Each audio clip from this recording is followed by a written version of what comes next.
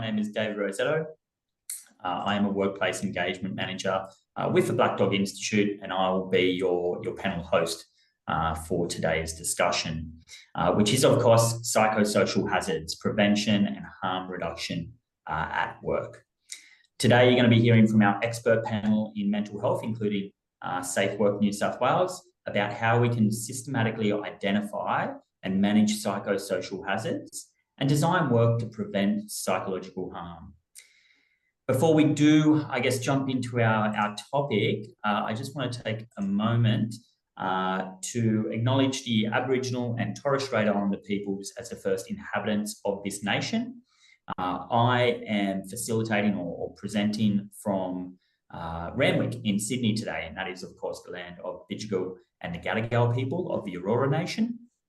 I would encourage anyone, I know some people were already doing it in the chat, but if you'd like to acknowledge the lands and the traditional custodians of the land that you are joining from today, that'd be fantastic.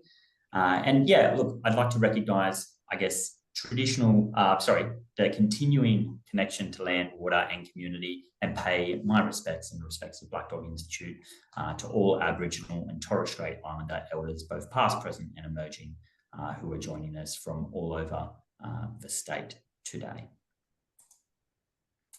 Now, really excited about our panel today, not just because I think the topic is one that's really important and worthwhile and that you can take a little bit away from, but because we have some fantastic panelists.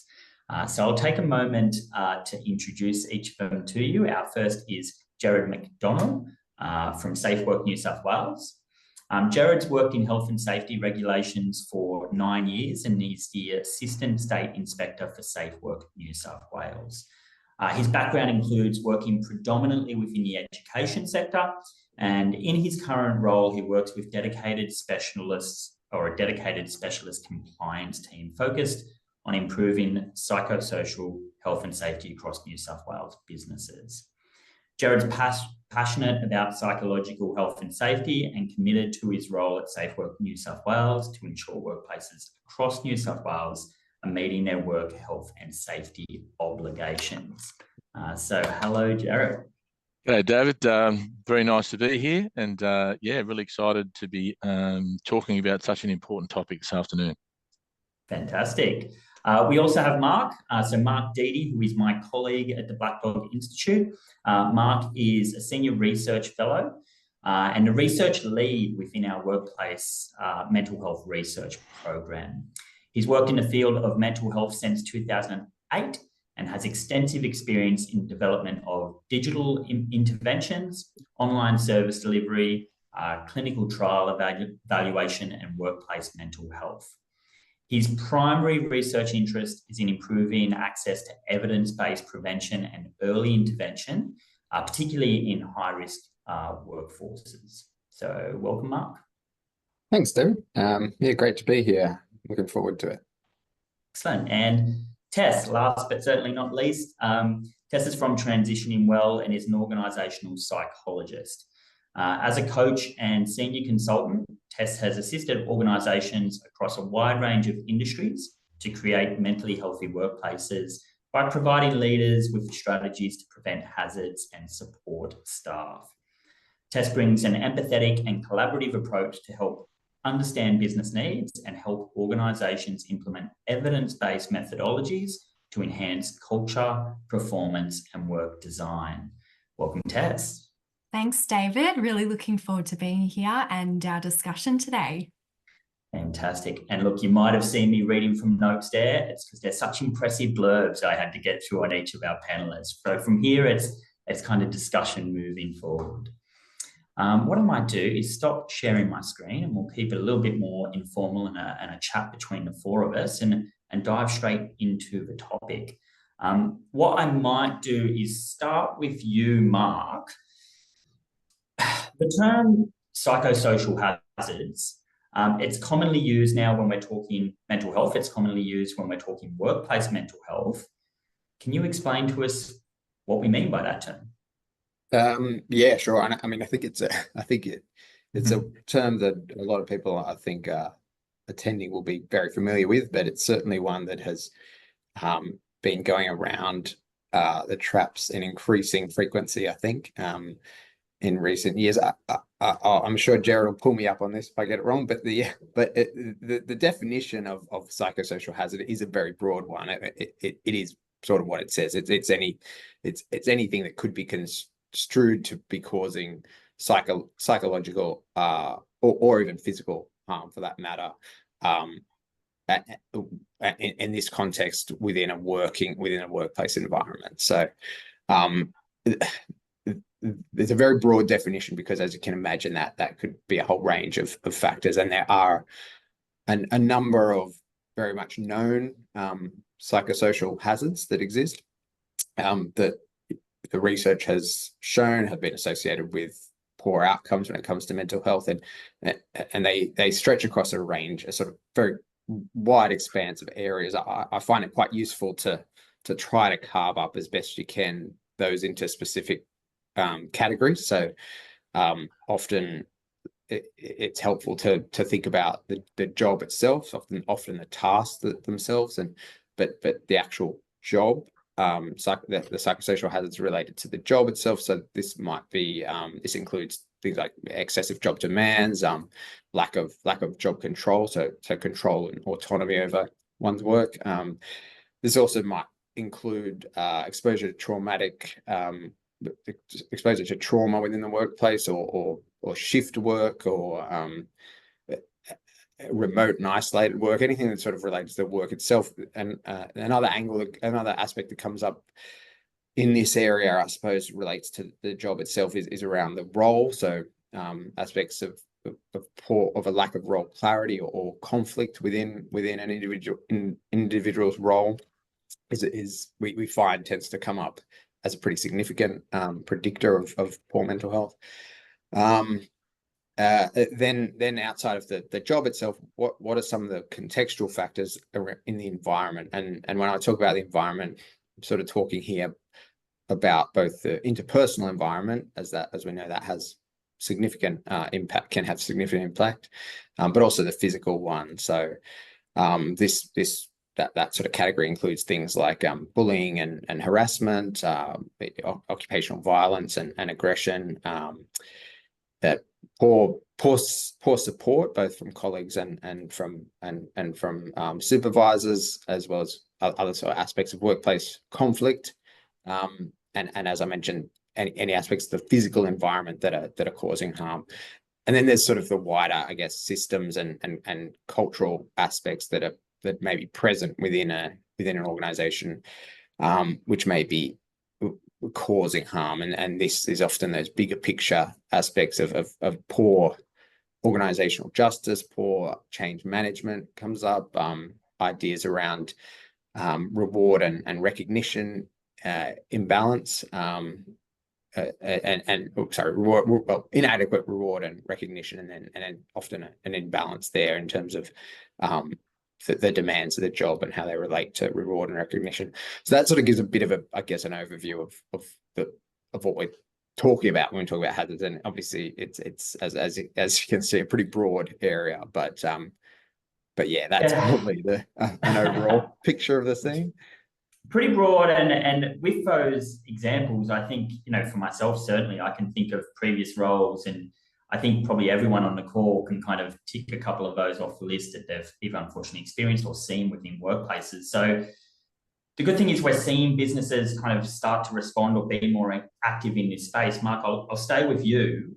Can you tell me, how are businesses responding to the changing expectations to them around managing psychosocial risk in the workplace? Yeah, I think it's a really interesting question. And the point you made earlier, I think, is quite significant here. This is we're seeing a huge transition. I was just reflecting this morning on, in the past 20 years, we've seen this huge change around awareness in this space. I think work and mental health and that sort of thing was not really a discussion really back at that point. And I was reflecting this morning on this. There was this view very much around that time, I think, of a push in stress management techniques and all this kind of this idea again of the onus being on an individual to be stress proof, I suppose, from it, rather than looking at the broader context. But we've sort of seen this progress from that point to a growing awareness of the area, and then moving into, I guess, this sort of policy level. So the awareness piece has sort of moved into a place of compliance and a shift towards that, as we've seen in recent years, especially with the codes of practice and the new regulations in most states. But I think it's easy to understand where we have sort of, I think the idea of it makes sense to a lot of people. This idea of having a hazardous condition in a workplace. There's an understanding, I think, certainly in the Western world, that organizations have a duty of care to manage those hazardous conditions. And in this context, we're talking about those conditions doing generally psychological harm, which we know, certainly based on the figures we see coming out in terms of the cost and the sheer numbers when it comes to the compensatory pathway, that these kinds of harms are doing significant damage to individuals and also to workplaces in themselves, and far and away, even beyond that, I guess, of physical health conditions that traditionally have been the markers of compensation. So if we step outside, I mean, even if we step, I think, then outside this idea, narrow view of duty of care and this societal belief that, people should be able to go to work in the morning and then, come home at the end of the day and be no worse off. I think that's a general belief that exists within this country. But even if we extend that, I think further here and in the modern age, I think we're seeing a transition to this place of employers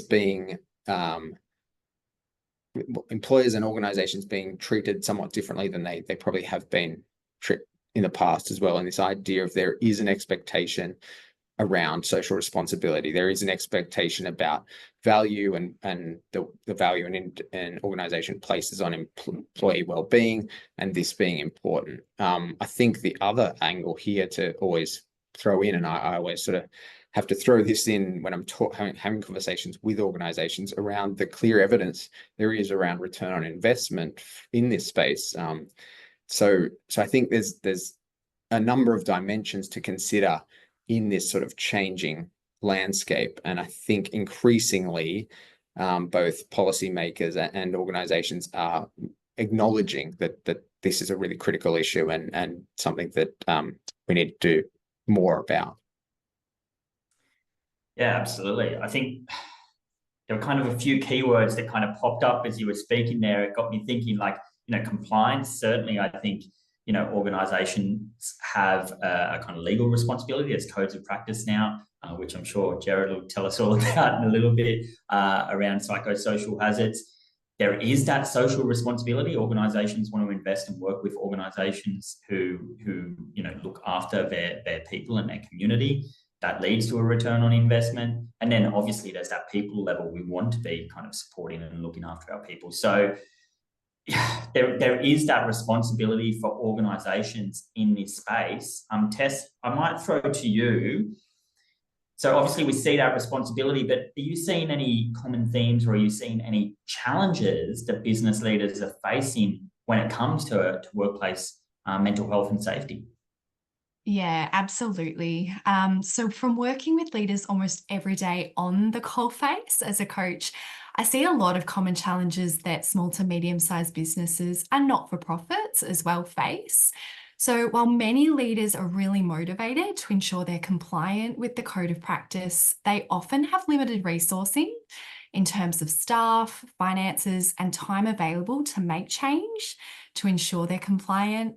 And from limited resourcing and wearing lots of different hats in a small business and medium business, many are experiencing high stress themselves, which can make it really hard for them to focus on workplace mental health. As one leader said to me yesterday, I'm wearing so many hats, including trying to keep my business afloat, that I really struggle to find focus time for workplace mental health and safety. A lot of leaders I work with also report feeling quite overwhelmed in terms of where to start, as there's just so much information available online across different states, and they struggle to figure out what's the best first step for them. So lots of challenges specific for the small to medium-sized business. It's something I hear a lot, leaders wanting to help, there's the natural inclination to want to support your people, but not having the skills or confidence or feeling like that if you get involved, you might somehow make things worse, can be a really kind of common theme. And that's why, certainly, training up your people leaders, giving them the capacity and the skills to be able to work in that space is really important. So thanks for that, Tess. We'll bring safe work into it now. So, Jared, how can businesses identify psychosocial hazards and what should we be doing to prevent them in the workplace? Thanks very much. Listen, before I start, can I just give a quick shout out to the Dharawal people where I'm coming from down in Wollongong. And I also noticed there were some people here from Darugland. And so if I can, I just have a quick stab at language. So it's like, warami walamabami in Darug. And basically that means, from what I understand, is it's great to see you all from wherever you are from. And I just think that's a really nice comment. So yeah, and no doubt there's people here from all over the place. Look, there's a lot in what you've just said. I might even sort of, I suppose, start from the second part of your question in terms of how can they prevent. And I think that it's really about looking at how can you create the environment under which people's psychological needs are met, and therefore we're not having to worry so much about the hazards. But of course, we have responsibilities with regards to the hazards. Mark, your definition was excellent and your examples, but I would say too also that I think it's important that we put in there that yes, it's about any aspect of the working environment which could cause stress, but it's stress which, if unresolved, could lead to a psychological injury. Because we all experience stress. Like I've experienced a little bit of stress coming into this webinar today. Am I going to say something silly? All these people might think I'm strange. But as long as that's managed, I can come back down. But it's where I move into distress that we've got a problem. And I think that often times people are thinking about, look, I'm not a health professional as a business owner.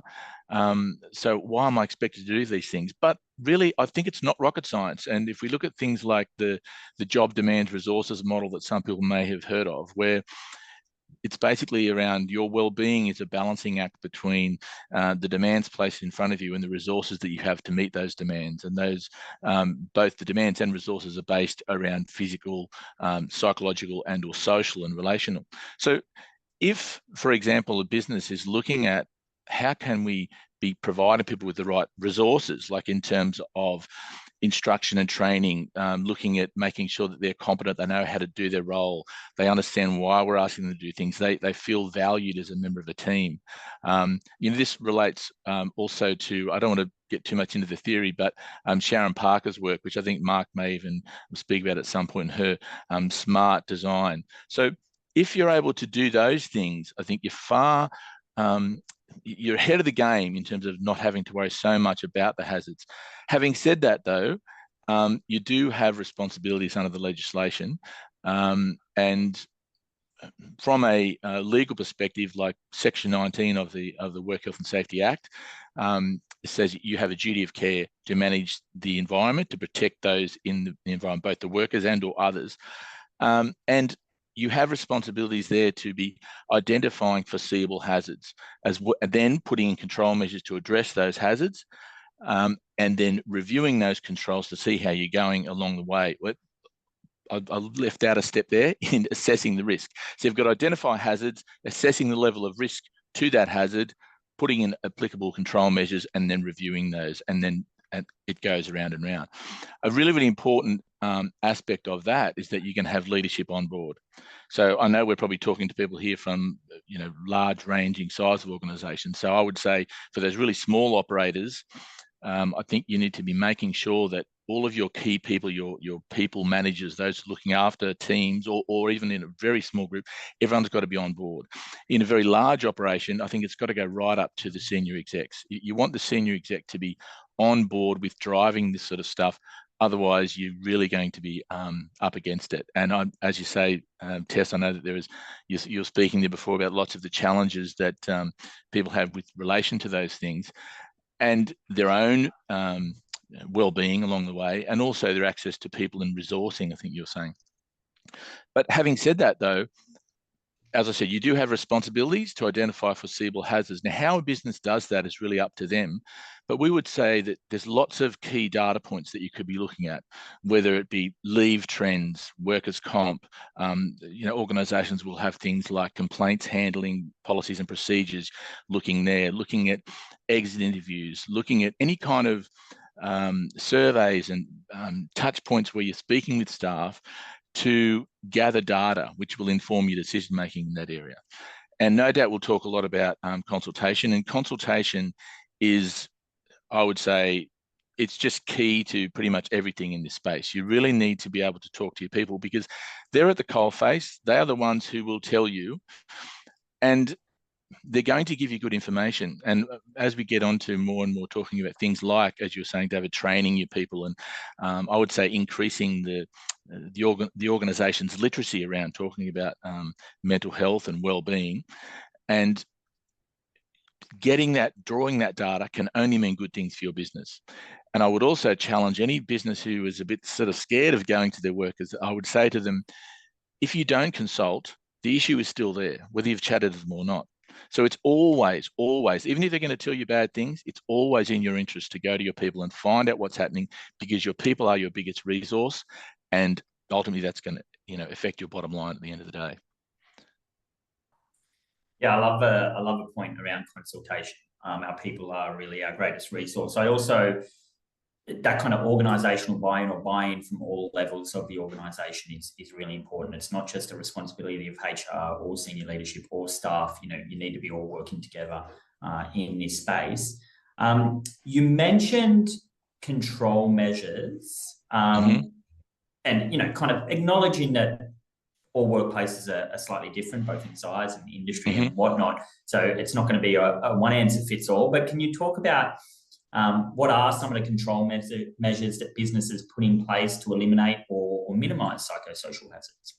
Yeah, no problem. Look, that question I find is in some ways quite complex because it's how long is a piece of string. As Mark alluded to earlier, psychosocial hazards can be from so varied and just almost any operational aspect of an operation or an organization could be attached to psychosocial hazards. But having said that, though, I think it comes back to another thing you were saying before, David, about looking after your people. Often I'll go into organizations, and when I'm speaking to them about things like control measures, they sort of scratch their heads a bit, sort of, can you help us a little bit in that area? We're not really sure about how do we put in control measures to address these identified hazards. But then when I'm asking them, how do you look after your people? Invariably, the things that they are telling me about how they talk to them, how they guide them, how they check in with them, these are all control measures. So there's many ways that you can be doing it, but depending on the hazard or depending on whatever the issue that comes up, I think you're going to be able to tailor something to meet the needs of your people. We have this thing in psychology, talking about theory of mind, and it's really, in a nutshell, it's just walking in another person's shoes.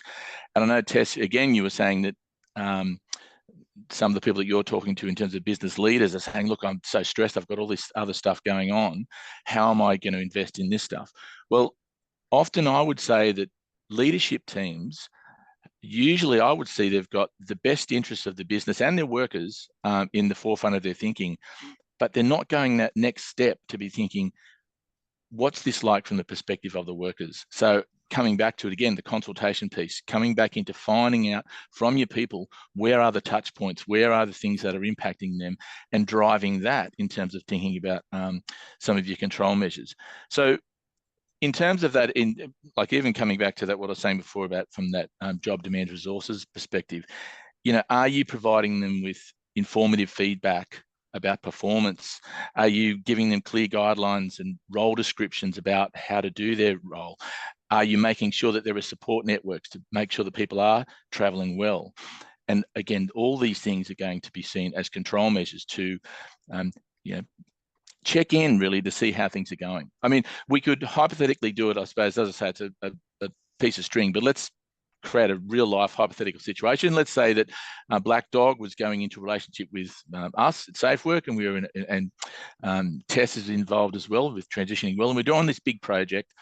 But Mark at some point raises the notion that this is just really stressful. Working with Jared's difficult. He's kind of getting in my way. He's doing things that it was supposed to be my job. He keeps changing the goalposts. So now Black Dog, as the PCBU or the organisation, is aware of the hazard. So what are we going to do to put in control measures? Well, we need to be thinking about what is the hazard to Mark. Perhaps it's around role clarity.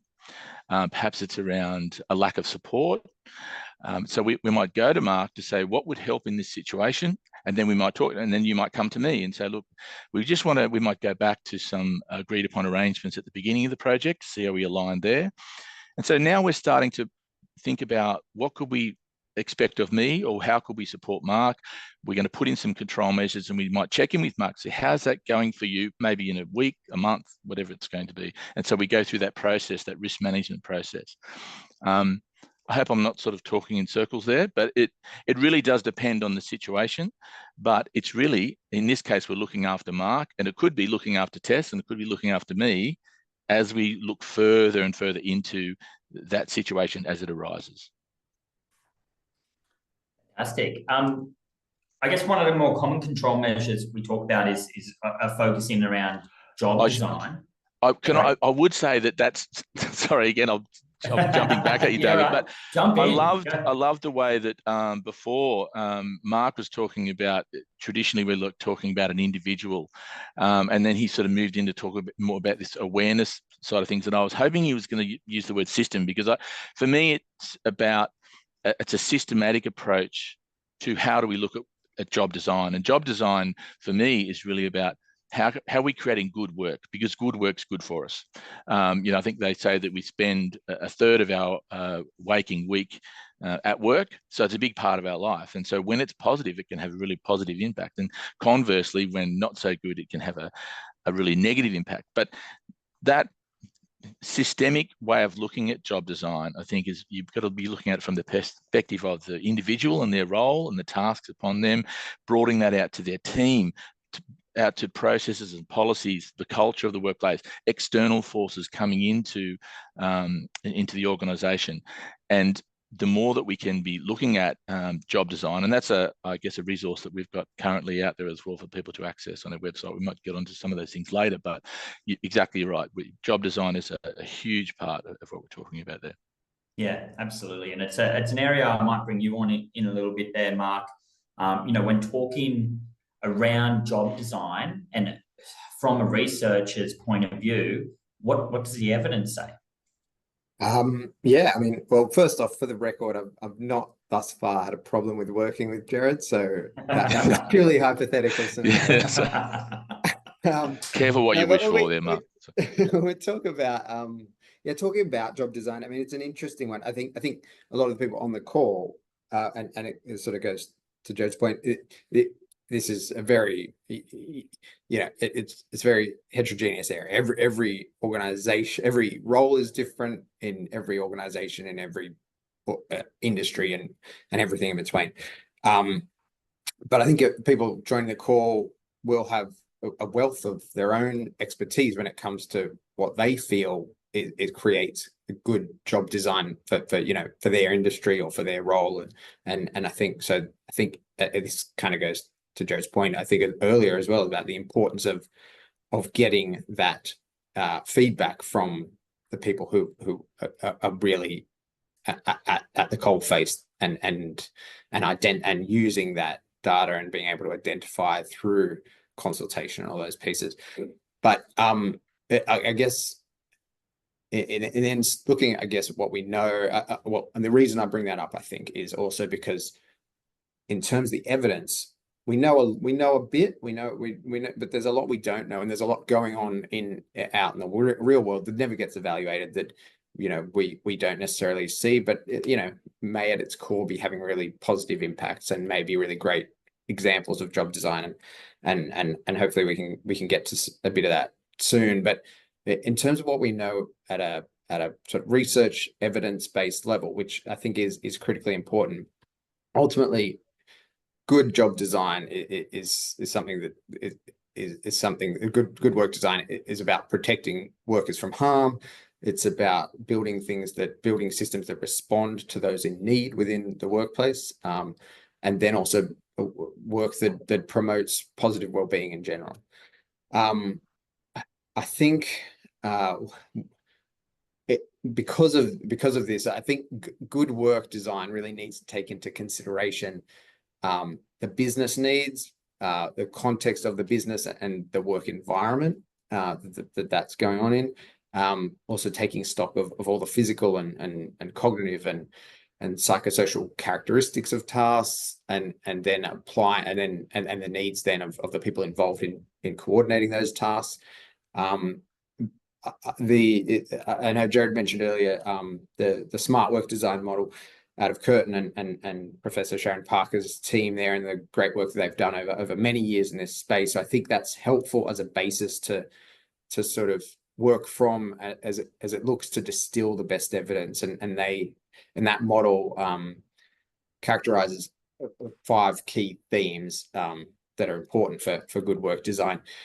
And I think what I want to say about these themes, I think they're useful because if we think about the factors that are associated with harm that I was talking about earlier, these look to sort of address those aspects, broadly speaking. So, I mean, it's not rocket science in the sense that, we know these things, there's certain things creating harm, and thus there are ways in which we can change how jobs are designed in order to address those. And the 5 themes that they work that they've put forward are good work design means work that is stimulating. And that can mean a variety of things, but essentially aspects of variety and interest and meaning and purpose that comes out of the tasks involved in work. The next theme is mastery, and this really hits at the idea particularly of knowing what your role is, knowing how your role fits in to the bigger piece within an organization, knowing that you're able to do the tasks that are required of you. And this comes up a lot for me, this idea of role conflict and role ambiguity is one that doesn't get talked about a lot, but I think with some of the work that I've done, it's really a driving force of distress within the workplace. It doesn't get talked about an awful lot, but it creates a great deal of stress for individuals. And I think that's often because of the ballooning out of different roles and people being somewhat unclear about their key, what's core to their role, and having to, juggle multiple tasks. The next theme that they talk about is agency. So that kind of goes to this idea of job controls, this idea of having flexibility about how and when you do your work, and this is and autonomy and control. This is a very this is all about, I guess, flexibility and having some control over decisions you make, and when you're able to work, and it goes to balancing work and life commitments and all those sorts of things. So we know that that's heavily tied to well-being and subsequent distress where it doesn't exist. So that idea of agency is a big one. The next theme is relational, and this goes to connection and the need for connection and support, social support in the workplace, both from a managerial standpoint and a supervisory standpoint, but also within colleagues, that you're supported, that essentially that you feel that you are supported within a workplace, and that you can connect to others within that space too. And finally, the 5th theme is work that has tolerable demands, as we're all quite aware of what it's like to have significantly demanding work, and obviously the links with burnout and all those kinds of I think that's an obvious one to go, this is we're all across, you know, the idea of demanding work, I think, to some extent, and you know, some of us may have you know, first-hand experience with a number of other really, you know, toxic elements of work environment and work. But I think this idea of, you know, juggling demands is one that we all face from time to time. So this idea of putting measures in place to manage those demands and make those demands tolerable, and they can relate to things like, you know, work hours, the workload, but it can also relate to demands around fairness and job security and these other ones that aren't necessarily job-based demands. So that's the model that they put forward, and there's been a lot of work done using that model. I think it's a good overarching example of what's going on, but sort of as Jared mentions, there's this need in doing that, in applying these principles to look to, you know, engage the people who are doing the work and the supply chains as well, and the networks and all those other stakeholders. There's a need to engage, you know, make sure that there's engagement from decision makers and leaders in order to, you know, identify, but then work in a process of you know, addressing, assessing, controlling, and putting in place what's required, and finally, I think that this idea of, you know, being able to come to things like this and try to learn about what's going on, learn about what's happening out there, and where the evidence is, and how to apply it, I think is sort of an important consideration when we talk about designing good work. Fantastic, thanks, Mark. So, I mean, we've introduced your concept of job design, had a nice detailed look at what we're talking about. Tess, I might bring it to you to bring it back down to a bit more of a practical level, or I guess, can you give us some examples of organisations implementing good work design? Sure, David. So I could give you lots of different examples that really unpack the principles that Mark and Jared raised just now. But I'll present one that is very fresh of mind from a client that I had yesterday that really demonstrates good work design principles where they considered hazards and risks as early as possible in the planning and design process. So I'm going to share with you an example that was a small hospitality business, and they're a coaching client that I work with.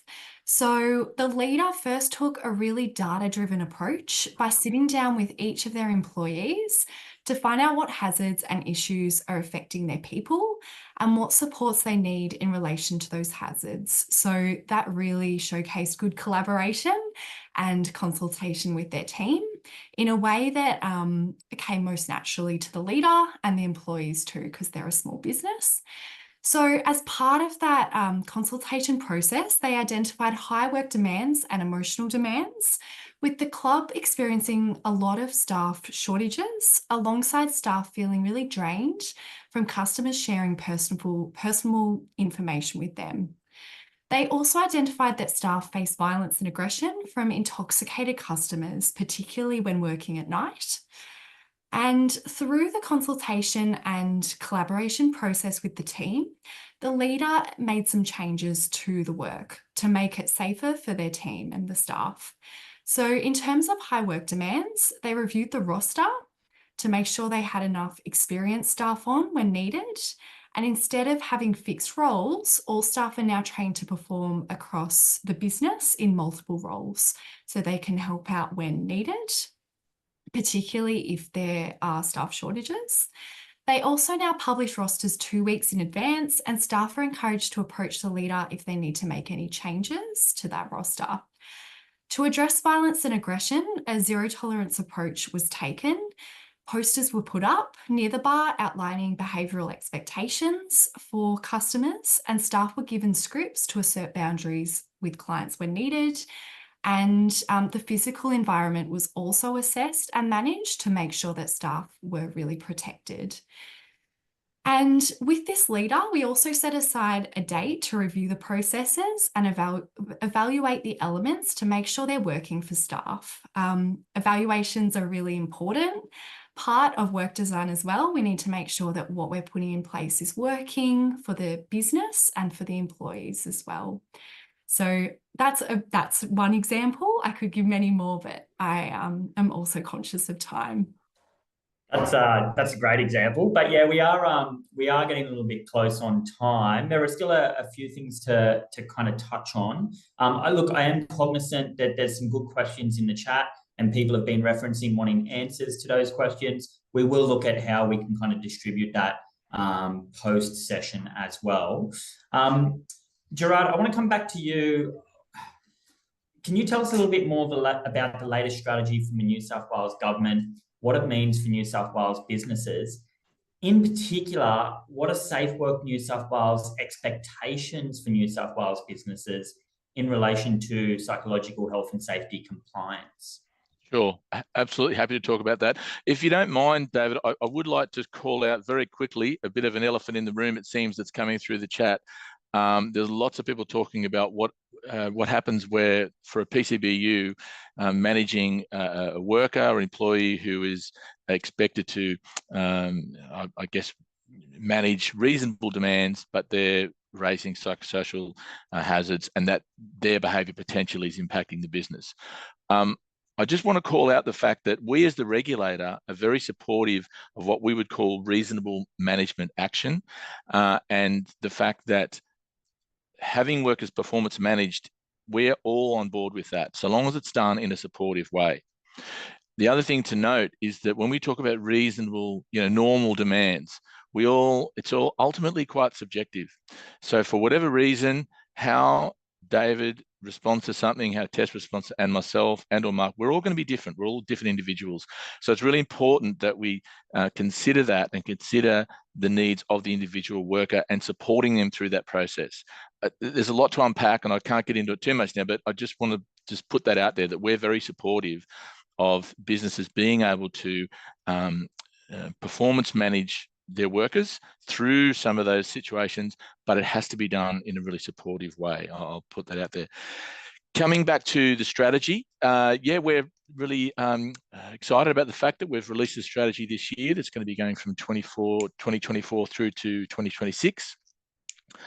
Look, it's really for us about the fact that we had the Code of Practice come out in 2021, the regs in 2022, and we've been really trying to just inform people. Now we're sort of moving to a place whereby we're saying we really need people to step up and meet the requirements under the legislation. So, we are saying that preventing psychological harm and promoting psychological health needs to be a core focus for every business in New South Wales. So with that in mind, we are looking to put in loads of initiatives, I suppose, towards a number of targets that we've set. So we're saying that we want 80% of workplaces revisited after 6 months, sustained compliance improvements that have been identified. We're going to be looking to go to focusing on large employers because we're saying that those guys really should have a level of work health and safety maturity to be able to meet the requirements of the legislation. So any inspector going to a business with 200 or more employees will be doing a psychological work health and safety check with those businesses, really just looking at what are your systems in place to identify and manage those? How are you training your workers about psychosocial hazards? And checking in with workers to make sure that that's the case. So there is, as I say, a bit more of a focus on compliance. Having said that, though, I actually feel quite optimistic about when I'm talking about compliance when it comes to psychological health and safety, because when the regulator comes to you and says, we've identified a hole, we've identified a gap here that we need you to fix, and we're going to encourage you or expect that you will do something about that through things like improvement notices. At the end of the day, what we're doing is we're going to be looking to improve what we were talking about earlier, how you support your people. And when you do that, that's going to improve engagement, that's going to improve overall work wellbeing, it's going to reduce presenteeism, absenteeism, it's going to improve productivity and ultimately your bottom line. So we are not, and again, coming back to what you were saying, Tess, about resources, really that is often when Safe Work comes to a business, they might say, oh, look, this machine's not compliant. We're going to, put a prohibition on this action. And all of a sudden you've got to spend a whole bunch of money on replacing that piece of plant. What we're asking you to do is just engage your people, chat with them, identify hazards, think about how you can improve work design to improve the working environment for everyone involved. And, the money, or at least the only investment we're going to ask you to put in is some time. And it's time well invested at the end of the day, which you will recoup the benefits in no time at all. Look, having said that, there'll be ongoing, it's really about compliance, but we're going to continue that level of support that we're providing. And there's also via partnerships with you guys at Black Dog and with Transitioning Well, looking to, I think we're looking at, I've had some numbers here, deliver workplace mental health training to 21,000 individuals and coach 960 businesses. And that's via our partnerships with you guys. I'm sure that Tess and Mark could probably say a bit more about what those training programs look like. But yeah, we're certainly going to be looking to supporting businesses, but we will be out there, we will be a presence, and we're looking to expect that businesses will be able to meet their obligations. We've in the process of developing a couple of resources. There's one on consultation. That one's sitting, I think, with our legal guys and should be ready to be released next month. And there's another one on how to investigate a psychosocial issue that's been identified. And then a third one on control measures, how to work through that process. So those things can all be found on our website. Along with things like, if people who haven't seen it, it's been there since 2021, but the code of practice, there's also a piece there on work design. And there's also a document that you can identify on the strategy and the nuts and bolts of that process.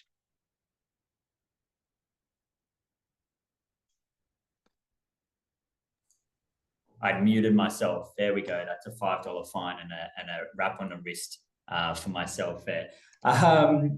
Thanks for that. Really insightful on what you're doing moving forward.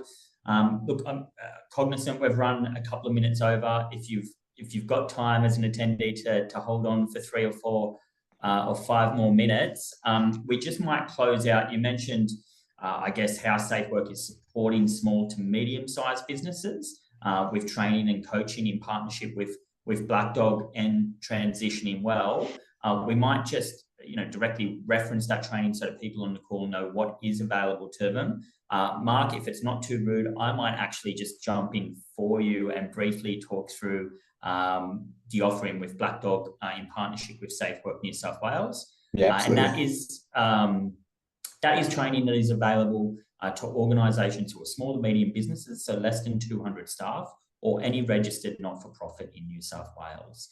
What you have available is 3 different workshops, one called Leading a Mentally Healthy Workplace, which is a 1-hour workshop designed for senior leaders, so really looking at that organisational level.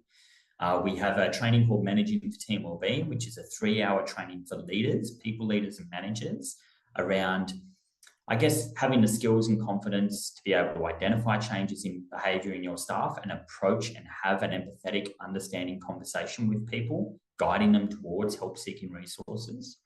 And the last one's called Your Mental Health at Work, which is a 2-hour training designed to give people the skills to look out for themselves, but also look out for their peers in the workplace. If a workshop is not time appropriate or doesn't fit the needs of your business, we do have some e-learnings available for both leaders and employees as well. So what I'd recommend is if you do have inquiries about training with Black Dog, you can go to our email, training@blackdog.org.au. Tess, and I'm sorry to put you under a bit of a time limit, but if you can take us through some of the coaching opportunities available through Transitioning Well in 60 seconds or less. Yep.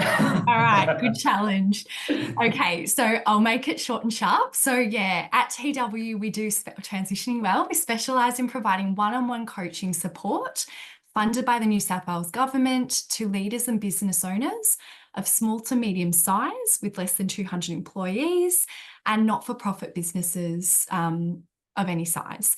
So the service is designed to enable leaders to better prevent and support the mental health of their workforce, It's a really good way for these businesses to take action because we provide very targeted and practical support. The program's designed to meet the leader where they're at, from those wanting to start from scratch in terms of creating a mentally healthy workplace to those with a medium or high level of maturity in terms of creating that mentally healthy workplace. We can really cater to meet the leaders' needs and meet them where they're at. So over 4 hours, we provide tools, resources, and practical strategies to help leaders achieve their goals. And it can be really beneficial because we know that leaders are time poor, to really set aside that time to work with a coach to help them meet their needs and create a mentally healthy workplace. Thank you. Well done on the minute there. Hope that was 60 seconds. That was, Yeah. I wasn't timing you, but I feel like it was good.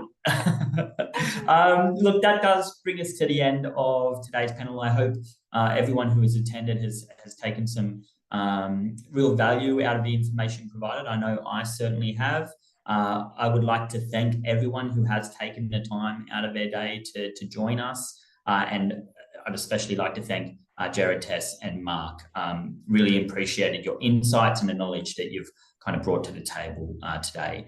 A bit of a reminder that a recording will be sent around following today's webinar. We will also provide some resources and some information in that email.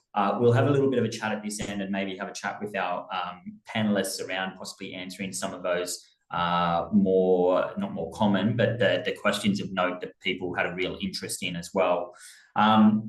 If you do have any questions around the chat today that you didn't get in, or if you want to kind of follow up around that training, you can reach out to training@blackdog.org.au.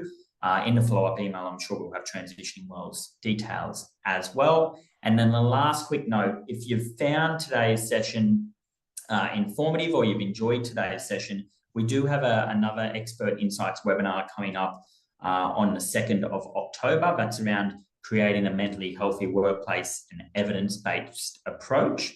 You can register for that on our website, or there'll be some info to come, or my colleague might be popping it into the chat, the link to register there as well. Thank you all again for attending, and I hope you have a wonderful afternoon.